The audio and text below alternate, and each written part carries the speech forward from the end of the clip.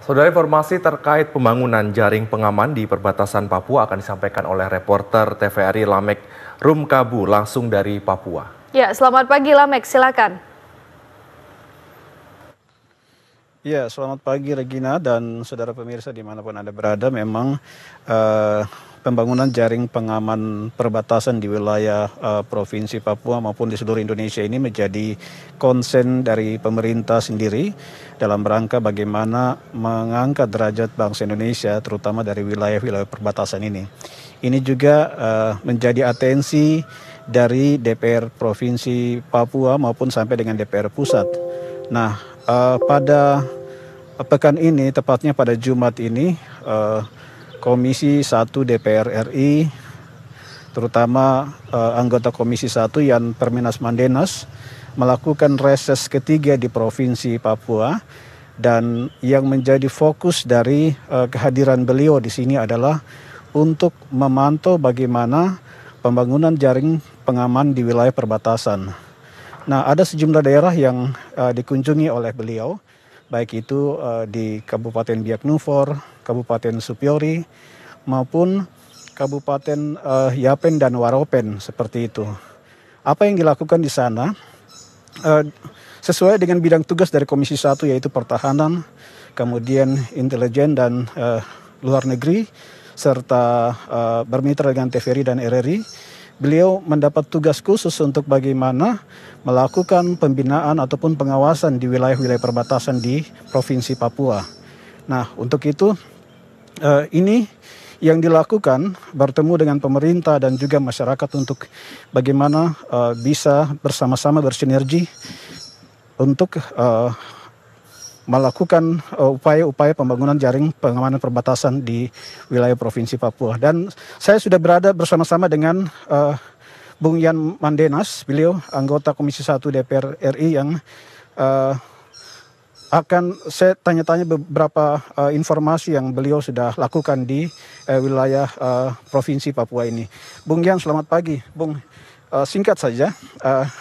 Agenda Komisi 1 DPR RI di Provinsi Papua ini terutama dalam rangka pembangunan jaring pengaman perbatasan. Apa yang penting sekali menurut Yan untuk dilakukan di sini?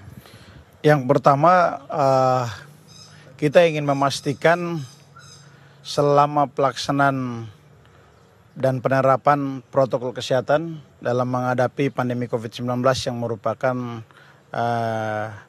dampak global ya terhadap seluruh masyarakat di dunia. Kita ingin memastikan bahwa belajar online, pelayanan publik ya di wilayah Papua, khususnya Kabupaten Biak Numfor dan Supiori itu berjalan secara lancar. Nah, yang ketiga, memang banyak kendala-kendala yang dihadapi di sini ya. Kendala mulai dari belajar online ya sampai dengan juga masalah-masalah lain yang ditemukan dalam pelaksanaan belajar online. Nah, misalnya kalau kami cek kemarin, paket internetnya sama sekali tidak ada. Yang ada siswa-siswa selama pandemi COVID-19 di tahun 2020 itu melakukan proses belajar jarak jauh dengan menggunakan modul.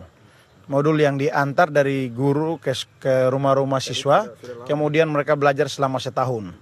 Nah, ini berarti keterbatasan akses internet memang sangat minim sekali di Papua. Kaitannya dengan wilayah perbatasan dalam rangka pembangunan jaring pengaman perbatasan ini bagaimana Anda melihat terkait dengan jaringan di wilayah-wilayah perbatasan, wilayah 3T dan wilayah kepulauan seperti ini yang berbatasan langsung dengan Samudra Pasifik, saya pikir ke depannya harus dilakukan percepatan dan pengawasan yang lebih ketat dalam rangka mendorong peningkatan akses pelayanan telekomunikasi dan internet. Ya, dengan demikian masyarakat kita yang ada di wilayah-wilayah pulau-pulau terluar benar-benar bisa memanfaatkan ini maksimal untuk mendukung proses belajar online, pelayanan publik dan juga pelayanan pemerintahan. Apa yang penting sekali menurut Anda untuk paling tidak dilakukan secara cepat seperti itu? Saya pikir yang paling penting adalah kita minta perhatian dari Menteri Kominfo untuk jaringan-jaringan di wilayah-wilayah 3T ini segera dilakukan percepatan dan Kominfo harus bersinergi juga dengan para operator seluler baik Telkomsel, Indosat ya untuk segera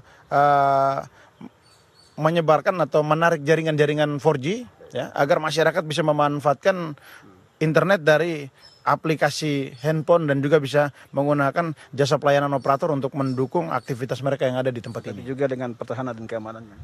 Khusus untuk pertahanan dan keamanan, saya pikir di pulau-pulau terluar seperti Biak dan Sepior ini masih membutuhkan dukungan sarana prasarana, termasuk juga alutsista yang tentunya bisa mendukung mereka dalam satuan-satuan tugas di wilayah-wilayah pulau terluar, baik TNI Angkatan Laut, Angkatan Darat, apalagi di Biak ini sering terjadi kecelakaan laut dan orang hilang. Jadi saya pikir ke depannya kita mendorong agar Panglima TNI dan Keman berikan perhatian untuk ada penempatan satu mungkin skadron helikopter di sini. Baik.